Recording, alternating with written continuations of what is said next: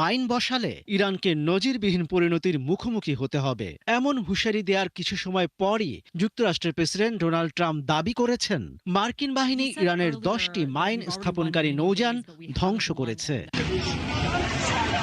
এদিকে তেহরানের একটি আবাসিক এলাকায় নতুন করে বিমান হামলা চালানো হয়েছে। বুধবার ভোরে এই হামলা চালানো হয়। ইরানের রেড ক্রিসেন্ট সোসাইটি জানিয়েছে তারা বর্তমানে সেখানে উদ্ধার কাজ চালিয়ে যাচ্ছেন। এছাড়া লেবাননেও হামলা অব্যাহত রেখেছে ইসরায়েলি বাহিনী। লেবাননের দক্ষিণাঞ্চলীয় শহর জৌয়ায় ইসরায়েলি হামলায় শহরটির মেয়র ফাউজি ফাওয়াজ ও একজন কাউন্সিল সদস্য নিহত হয়েছেন। পাল্টা হামলায় ইসরায়েলের বিভিন্ন শহর এবং মধ্যপ্রাচ্যে মার্কিন সামরিক স্থাপনা লক্ষ্য করে ৩৭ দফা হামলা চালানোর দাবি করেছে ইরানের Islamic revolutionary guard corps IRGC। এর আগে ইরানের ছোড়া ক্ষেপণাস্ত্র ইসরায়েলের বাণিজ্যিক নগরী তেল আবিবের কাছে আঘাত হানলে কয়েকজন আহত হয়।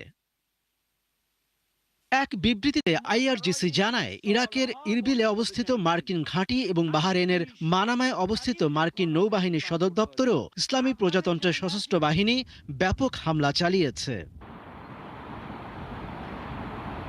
অন্যদিকে ইরানের ইস্পাহানে চালানো হামলায় রাশিয়ার কনসুলেট ক্ষতিগ্রস্ত হয়েছে। রুশ পররাষ্ট্র মন্ত্রণালয় এ ঘটনাকে আন্তর্জাতিক আইনের লঙ্ঘন হিসেবে বর্ণনা করেছেন। এদিকে ইরানের পররাষ্ট্রমন্ত্রী আব্বাস আরাকচির কাছে গভীর উদ্বেগ প্রকাশ করেছেন জাতিসংঘ মহাসচিব অ্যান্তনিও গুতেরেস। মহাসচিবের কার্যালয় থেকে দেওয়া এক বিবৃতিতে বলা হয় দুই নেতা বর্তমান সামরিক উত্তেজনা নিয়ে আলোচনা করেছেন। মনিরুজ্জামান বাবু, ৭১। ইরানের তেল শোধনাগার এবং জ্বালানি স্থাপনাগুলোতে হামলার পর তেহরান সহ কয়েকটি এলাকায় তেলের আস্তরণ ও অ্যাসিড মিশ্রিত বৃষ্টি ঝরছে। এটিকে ব্ল্যাক রেইন হিসেবে উল্লেখ করা হচ্ছে। এই পরিস্থিতিতে বড় ধরনের স্বাস্থ্য ঝুঁকির সতর্কতা দিয়েছে বিশ্ব স্বাস্থ্য সংস্থা WHO। মঙ্গলবার জেনেভায় এক সংবাদ সম্মেলনে সংস্থাটির মুখপাত্র ক্রিশ্চিয়ান লিন্ডমেয়ার বলেন, তেল শোধনাগারগুলোতে হামলার ফলে যে আগুন ও ধোঁয়া তৈরি হয়েছে তা বাতাসে গুণগত মানকে মারাত্মকভাবে ক্ষতিগ্রস্ত করেছে। এই কালো এবং অ্যাসিডিক বৃষ্টি জনস্বাস্থ্যের জন্য, বিশেষ করে শ্বাসতন্ত্রের জন্য অত্যন্ত বিপজ্জনক। এই অবস্থায় ইরানি নাগরিকদের ঘরের ভেতরে থাকার পরামর্শ দেন তিনি। গত সোমবার ইরানের তেল ক্ষেত্র লক্ষ্য করে ব্যাপক বিমান হামলা চালায় যুক্তরাষ্ট্র ও ইসরায়েল। এতে একটি প্রধান তেল শোধনাগার ক্ষতিগ্রস্ত হয়। রাজধানী তেহরান সহ বিশাল এলাকায় কালো ধোঁয়ায় ঢেকে যায়। যুদ্ধে হাইপারসনিক ক্ষেপণাস্ত্র ছাড়াও ইরান 3 ধরনের ক্ষেপণাস্ত্র ছুড়েছে বলে জানিয়েছে IRGC। 34তম দফায় চালানো এই হামলায় তেহরানের নিশানা ছিল ইসরায়েল ও মধ্যপ্রাচ্যের বিভিন্ন দেশে অবস্থিত মার্কিন সামরিক স্থাপনা।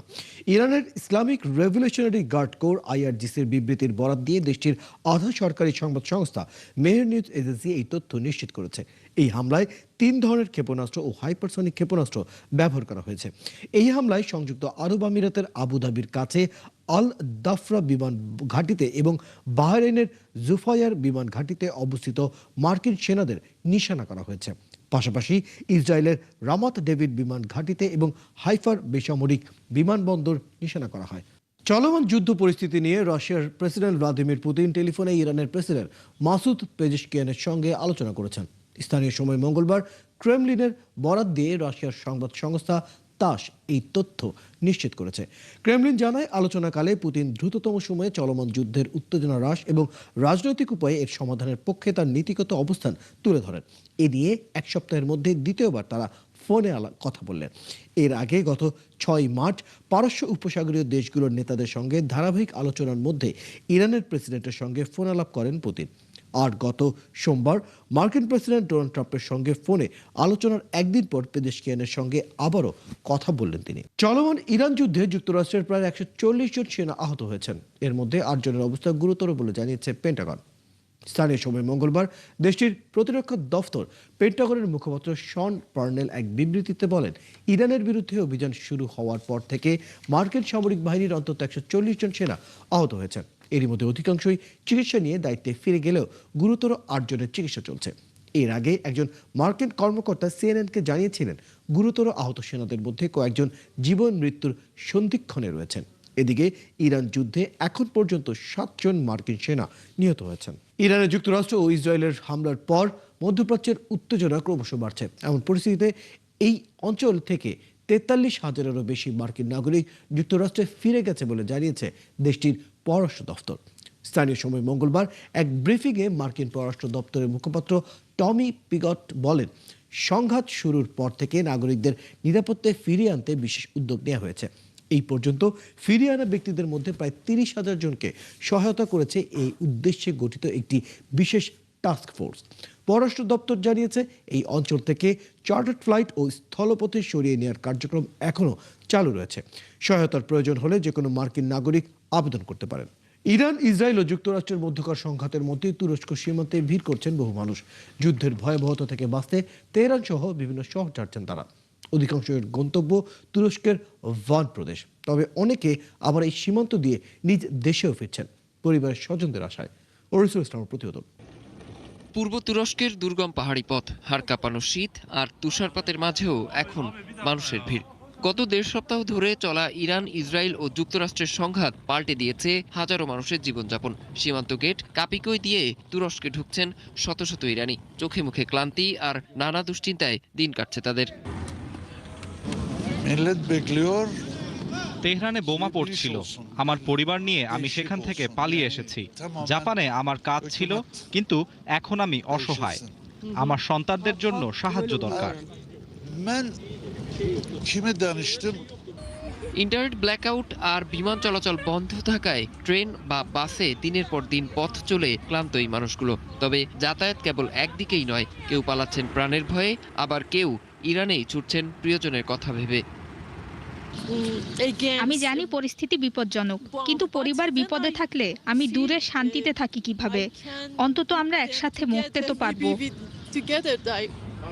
তবে সীমান্তে আসা অনেকের কণ্ঠে উঠে এলো অন্য এক বাস্তবতার কথা। কারো মতে, সাধারণ মানুষ যুদ্ধের চেয়েও নিজ দেশের রাজনৈতিক পরিবর্তনের অপেক্ষার প্রহর গুনছেন। মানুষ কেবল যুদ্ধ থামার অপেক্ষা করছে না, বরং তারা ব্যবস্থার সম্পূর্ণ পরিবর্তন চায়। তারা চায় সরকার সম্পূর্ণরূপে পরিবর্তিত হোক। মানুষ রাস্তায় নামতে ভয় পায়। তারা যুক্তরাষ্ট্রকে ভয় পায় না, তারা তাদের নিজেদের সরকারকে ভয় পায়। এদিকে কর্মহীন হয়ে পড়া বিদেশি শ্রমিকরাও ছাড়ছেন ইরান। অনেকেই এখন অনিশ্চয়তার মুখে নিজ দেশে ফেরার পথ খুঁজছেন। শিশুদের চোখে আগামীর স্বপ্ন। সব মিলিয়ে কাপিকোয়ের সীমান্তে এখন মিলেমিশে একাকার বিচ্ছেদ, বেদনা আর বেঁচে থাকার লড়াই। অরিসুল ইসলাম, ৭১। যুক্তরাষ্ট্র ও দক্ষিণ কোরিয়াকে ভয়াবহ পরিণতির হুঁশিয়ারি দিয়েছেন উত্তর কোরিয়ার নেতা কিম জং উনের প্রভাবশালী বোন কিম ইয়ো জং। দুই দেশের বার্ষিক যৌথ সামরিক মহড়া শুরু করায় মঙ্গলবার তিনি এই হুঁশিয়ারি দেন। এক বিবৃতিতে কিম ইয়ো জং বলেছেন, যুক্তরাষ্ট্র ও দক্ষিণ কোরিয়ার এই বৃহৎ পরিসরের সামরিক মহড়া কোরীয় উপদ্বীপকে আরও অস্থিতিশীল করে তুলতে পারে। এই জবাবে উত্তর কোরিয়ার সামরিক সক্ষমতা আরও জোরদার করার অঙ্গীকার করেন তিনি।